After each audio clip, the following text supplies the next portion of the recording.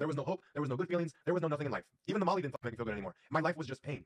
And I saw no way out. So then I started weighing my options. I was looking at my life like it was over. Okay, it's just like this pit of pain that I can't escape. So I can choose to keep living that, or I can end this mother how I want to. I had tried everything to fix my life and help myself. Nothing worked. And I felt so powerless to the pain that I was feeling and what was happening to my life. Like internally the pain I was feeling, plus externally like the shit that was going on. I felt so powerless to it. I made a plan. And I made a plan for what it was going to cost for ruining my life. I was going to get my fucking get back on every single person who has ever fucking hurt me. Like I said, the Albanian came out. So I was very logical and very calculated about my plan for how I was going to go about a mass fucking murder spree and then a suicide to follow it off. Because I'm not getting away with it. The amount of people I was going to get, there was no getting away with it. There was a paper trail. There was too much shit going on. And I was looking at it like my life was already over. So let's make it worth something. If you're going to try and fuck up my life, if you're going to take away my life, you're going to pay the cost. And it's going to cost you yours and every single thing you love in this fucking world. So my plan was I was going to mutilate my ex. I was going to cut his arms and legs off at the elbows because that's I wanted to have some nubs. Arms and legs at the knees and elbows. I didn't want to turn him into a full nugget. I wanted to just mutilate the fuck out of him. And I have the medical background to do it. And I have the connections in the medical field to do it. And I'm friends with a lot of doctors and surgeons. And at that time, they all knew what I was going through. And they were all on board to help me. Because the shit that I was going through, dude, no one fucking deserves that. And as good as I was to this person. And then I had a long list of all the people from my past, from high school, and all my bullies that I had. And just people that really pissed me off. Like this one lady in nursing school was I love that this is still on YouTube. And like, raging fucking cunts. I was going to take her out too before I went. I concocted this full plan of how I was going to get justification for my life actually being over. But I was going to mutilate my ex first because I wanted him to live. I know how to mutilate someone to keep him alive. I wanted to keep him alive.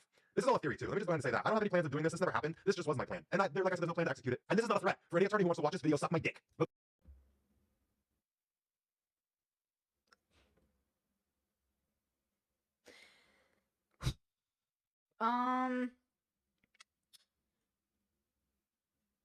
um,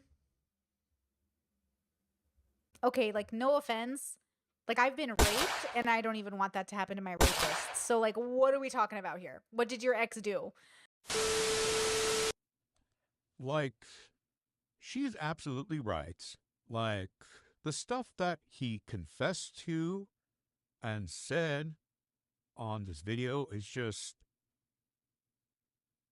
he needs to be put on a watch list. Like, he's definitely, like, on a risk factor to actually cause harm.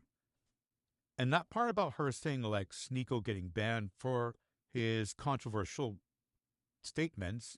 Meanwhile, this guy's video of him, like, borderline admitting to planning to commit crimes, violent crimes, horrible crimes, has been up on YouTube until, like, I'm pretty sure he took them down himself, because I'm pretty sure the video is deleted because he probably got suspected that he would get backlash, or he probably already got backlash, but it was not taken down by YouTube. He took it down himself. That video was up. Meanwhile, other content creators are and people on the internet are literally like trying to get certain people banned because they say things that they don't like. What kind of logic is that, YouTube? Now, anyways, this again is why I keep emphasizing the point that you should. The things that this guy has been saying are things that should, at the very least, be said to a therapist and not in front of a camera lens. Or at the very least, just write it down somewhere. Why did he think it was okay to post something like that at any point? Like, what did he think that people were going to say? Like, do you think people were going to praise him? I don't think he was thinking right in that moment. He probably did have, like,